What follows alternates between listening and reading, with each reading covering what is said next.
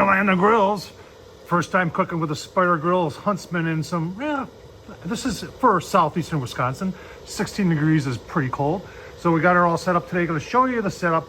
Got lump in there. I'll talk about some of the mods we did to this grill. And you know what? Spatchcock chicken. Going to make some smoked chicken. Oh man, going to be so good. Let's let the Spider Grill Huntsman do its thing. Give you a look-see at the setup. And we'll give you a couple look-sees along the way. All right, we'll show you the setup in the garage here because it's 14 degrees outside. So I finally got side shelves and the next level. Where is it? It's around here somewhere. We're gonna put that in there. We did a modification. Oh, it's part of it. The ring is in there. I took the stones out just to show you. I got the fire going, and we are using the Weber 22-inch charcoal grate down below. Gives me a little bit more room. I have not. I said I was going to get one from an 18-inch kettle and show you that, but I haven't ordered that yet. I need to do that. But it gives that extra, believe me, a lot of people have criticized saying, oh, it only gives you about 1.5 inches more room. Well, that 1.5 inches more room is a lot better than what we had on there, and this works a lot better. People have asked, have I heard from Spider Grills on this? Spider Grills have been very quiet during this, so like I said, I don't think they're my biggest fan. So let's get stones on there, spatchcock chicken, and in the cold, seeing how Spider Grills does in the cold. Wondering what we're burning today. I got a combination of the hickory B&B and the oak B&B, and if you saw, there's one chunk of oak in the bottom. All right, there's our bird all ready to go. Spatchcocking, folks, is you're just taking out the backbone. You can use a like a serrated knife. I actually have a pair of poultry shears that I've had for years, and you don't have to get anything really fancy here. It's super simple to do. This makes excellent pulled chicken if you want to make like chicken sandwiches during the week, or if you want to make something with pulled chicken in it. Now, before I put it on the grill, I usually don't season, but I season it just for you because I believe in seasoning as I'm pulling it. The stuff on the skin and that, because the skin's going to get thrown away for pulled chicken, isn't really, you're really not doing much by doing that now. So on to the grill. Well, I just came to see how it's doing. Hear that? It's beeping. Never heard that before. Startup timeout, and I think this thing is telling me that it took a long time for it to get to 225. It's not even there. It's 202. So I think this thing's struggling a little bit in the cold. We'll see how it does. I can see if I can clear this. All right. So last we talked, it was beeping. All I did is press the temp button, and it stopped the beeping. It was 180 then. About 15 minutes later, it was 190. I decided to go for a walk, which I did, which is 5 miles, which is an hour 20. So it's been an hour 25 minutes since it was at 190, and it's not even 200. I just don't know why it's struggling. You know, you saw what I put in there for charcoal. There's plenty of charcoal, and it was lit just fine. So I think what I'm going to do is I got a puck. I'm going to put a puck, and that probe is right where I'm pointing, and it's at. We'll take a look at it. We'll take a look at the chicken. Chicken's looking good. So we're going to put a puck at the opposite side here. I should take a temp of the chicken too, see how that's doing. But at 200 or 199, I'm sure it's not there yet. Give us about 15 minutes to come back, we'll look at the puck, and then take a temperature of the bird, see how the bird's doing. All right, it's been 20 minutes, 197. Won't get above that 200. The lid says 200. Let's see what the puck says on the other side. Okay, so now this is a little bit more encouraging here. The puck is saying 250. So you gotta remember that other probe is right there.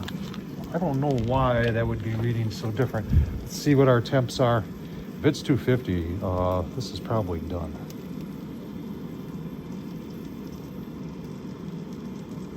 Getting close in the breast. 135. Yeah, we got a little bit to go here. And all the water's evaporated out too, so I know this thing is getting warmer than what that probe is reading. I wonder, you know, we can move that probe and put it back over there, and maybe that'd be a best way for next time for me. You know, I got things I want to talk to you about too, because I've been concerned since I was having troubles this summer getting high heat that maybe the venom is maybe a little underpowered for this, meaning not pushing enough CFMs. It's possible. Keep on going. Let's get that chicken done, and then we can talk more. Back in the garage, start tearing this thing apart. And I was gonna tear it apart, see how much charcoal's left to see, did I not put enough charcoal in? So the battery died because it's been running the whole time, 4 hours. Plus I never charged it up after last time. I didn't expect this issue to happen. I got a light down there because when I took off the battery, there was a bunch of ash down there. I said, where the heck is all that ash coming from? Well, you see it? Right there. The guy who put on the ash pan the last time, I guess you gotta check it on all the sides to make sure that it's locked in. So let's take that off and see what's going on, but that's our problem. All right, there's the charcoal that's left, but you know, this thing wasn't, you know, operator error there, but I do want to show you something. Having that single piece Weber one in there, as opposed to, if anybody's ever tried to take the 2-piece one out from a Spider and it's got charcoal on it and you try and contort it because you got to go around all these things to get it out of there, watch this. Just like that. And we're out. Ah! There's another reason why I like that idea. All right, get it cleaned out.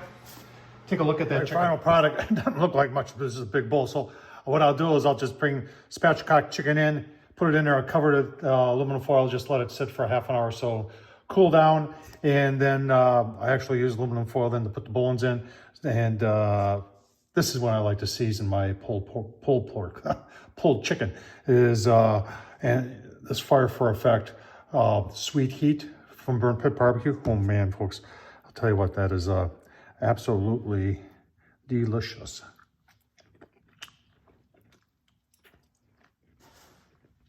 Wow. All right. Well, I owe you another cold weather cook because that one was definitely influenced by that ash pot not being on. And I did get it back on properly. I had to do a little metal work to that thing. It was bent pretty, a lot more. And it just baffles me as to how it got like that. It's really hard to see 360 when you're putting it on. And is it easier to do than Weber, you're going to say? Well, there's only one tab in the back, and you hook it on that tab, and then you swing it up, and it should line up perfectly, but that tab has a little right-left movement. So I guess you got to be really careful when you're doing it. So, and apparently I was able, when I tightened it up, and I didn't notice that happen. So, another cold weather cook. It did make our chicken. We just made our chicken fine. Tom Horsman, YouTube, thumbs up. Hey, has that ever happened to you before? And if you have a Huntsman, and this would be true with the Venom too. I once with the Venom on a Weber kettle because I had it on there for probably 6 months without using it. I had a hard time getting the aluminum. You know how like aluminum rim will sometimes, if it stays on the same tire, on the same metal rim for a long time. I had that once changing a tire where it took me longer to get the damn tire off, the rim off, than it did to jack the whole thing up and change it because it was corroded on there. Enough of that. Thanks for watching, folks.